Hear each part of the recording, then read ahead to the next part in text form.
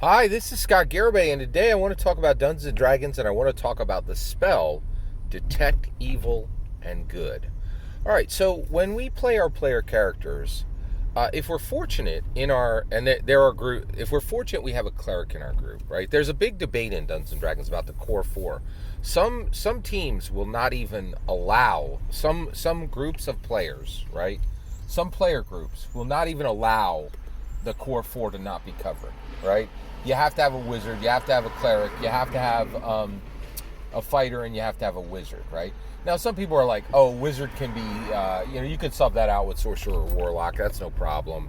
And then they're like, oh, fighter, yeah, we can, ranger or barbarian will do fine. And then, like, even rogue, they're like, oh, you know what, I can do, rogue, we can get away with a bard. It's the same, bard ain't nothing but a rogue with a liar, Lyre, right? But cleric, people like, slow your roll. We need a cleric, and they're right. Like clerics, nobody heals in Dungeons and Dragons like clerics. They're important, right? But they also do something else important. So your player characters come across a woodcutter, right, in the Neverwinter Forest, and you guys are 25 miles out of the border of Neverwinter, right? And in 2 hours it's going to be dark, and the woodcutter's like, hello. Hi. And you're like, hi, how are you today, woodcutter? I'm fine. And just glazed eyes, right? And you're like, when we set camp, is this woodcutter going to come back with that axe and just chop us all up and cut off our heads and eat our hearts and dump us in the river? And so in Dungeons and Dragons, if you're a cleric, if you got a cleric, cleric's like, everybody looks over to the cleric, don't say a word. And the cleric casts Detect Evil, right? Detect Evil and Good, right? And the cleric goes, oh, this dude's straight lawful evil. We're going to have to, bind him, because, it's going to be dark soon. And I don't want to get my head chopped off with an axe and then have him eat my heart, right? So what's this got to do? So, all right. So Dungeons and Dragons reflects IRL, right? What if your player group don't have a cleric? Well, now you're stuck in the situation of Glenda Cleveland. Who's Glenda Cleveland? Glenda Cleveland was the neighbor of Jeffrey Dahmer, one of the most top gold tier American serial killers, right? And by the way, when it comes to serial killers, man, America represent. I don't think countries really put up numbers like us, right? Now, Jeffrey Dahmer was he was he was a podiumed serial killer, right? I think I think there's still debate on who the top number one, gold serial killer of the world was. It's probably between Ted Bundy, I'd say John Gacy, and Jeffrey Dahmer. Now, right now, they just dropped Dahmer on Dahmer, starring Evan Peters and Niecy Nash, right, who played Glenda Cleveland, right? And so there's going to be content, there's going to be spoilers in this content for Dahmer 2022 Netflix. So basically, if your player group don't have a cleric, then you're stuck just like every other IRL person, right, in real life. Glenda Cleveland was stuck. She had to cast Detect Evil and Good without the spell. She had to determine, Glenda Cleveland she lived downstairs, she lived below, she lived on the same floor. She lived in the apartment next to Jeffrey Dahmer, right? And she could hear stuff through the vents, right? And she's like, I hear you arguing with somebody, and then I hear a kitchen, and then I hear fighting, and then I hear a kitchen knife, and I hear something being dumped into a barrel. That's super sketch, Jeffrey. And she would talk to him in his hallway and say things like, why is there a horrible smell from your apartment all the time? And he's like, well, some pork chops went bad. Well, my exotic fish died. He just straight chopping people up, right? And Glenda Cleveland, who was an actual real person, played brilliantly by Niecy Nash in Dahmer 2022. And she's playing off of Evan Peters, who is I'm talking perfectly cast as Dahmer 2022. But Glenda Cleveland was an IRL woman who needed to cast detect evil and detect good. Now get this, she actually made her cast, right? She made that check, right? She was able to tell Jeffrey Dahmer, you straight evil.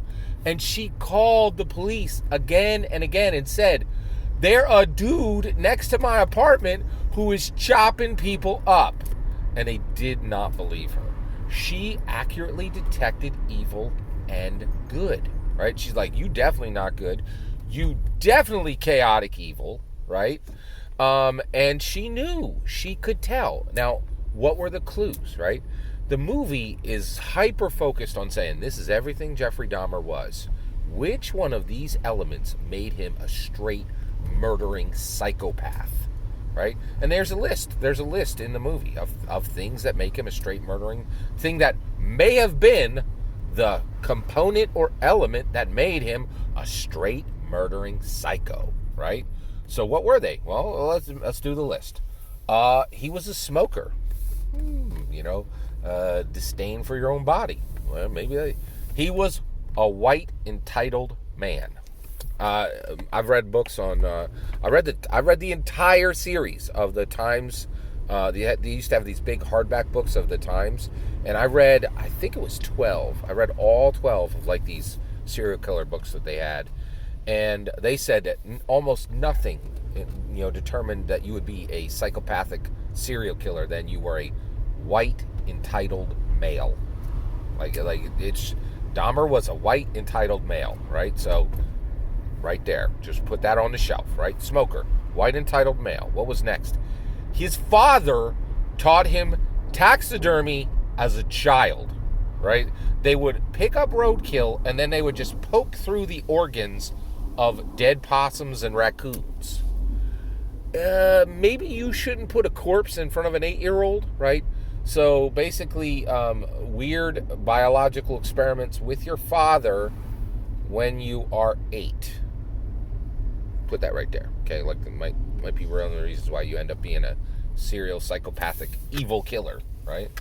What else is on the list? Both your mom is a terrible mom and your dad is a terrible dad, right? They both neglect you and they don't care about you. That will definitely get you a long way to being a psychopathic serial killer, okay? What else? Wrongful taxidermy, white entitled male, smoker. I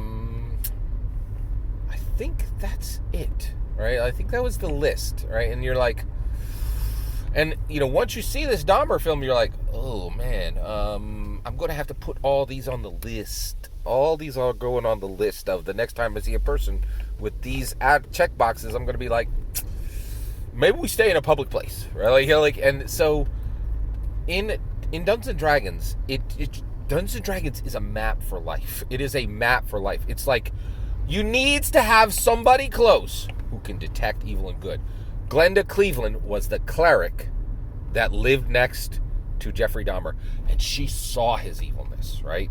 And the only thing that stopped him from getting caught was the lack of justice. This is a major problem in America. Started in the 80s with Jeffrey Dahmer, right?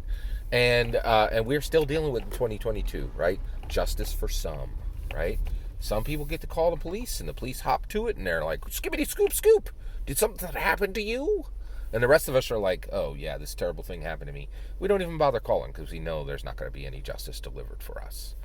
So we need to solve this problem of justice for some and move back to a justice for all model. Very interesting. I would highly recommend watching Jeffrey Dahmer if you have a strong stomach and you're of course over 18 and you want to delve deeper into the lower alignments, right? What does it mean to be chaotic evil? Well, you will definitely see Jeffrey Dahmer is an excellent picture of a chaotic evil person, right? And as a dungeon master, we need to understand every alignment. All that's my humble opinion. Did you watch this thing? Are you aware of what Jeffrey Dahmer did? That dude murked 17 people. Ooh, that is not good. That is not good. Not good. Very, very chaotic evil. And we need to keep our detect evil and good up, right? We need to know the verbal, somatic, and the material to cast that IRL, right? All we can do is observe, but we observe, and we hope the police will do something if we identify. All that's my humble opinion. I'd love to hear yours. Let me know in the comments below. Please consider liking and subscribing, and have a wonderful millennium.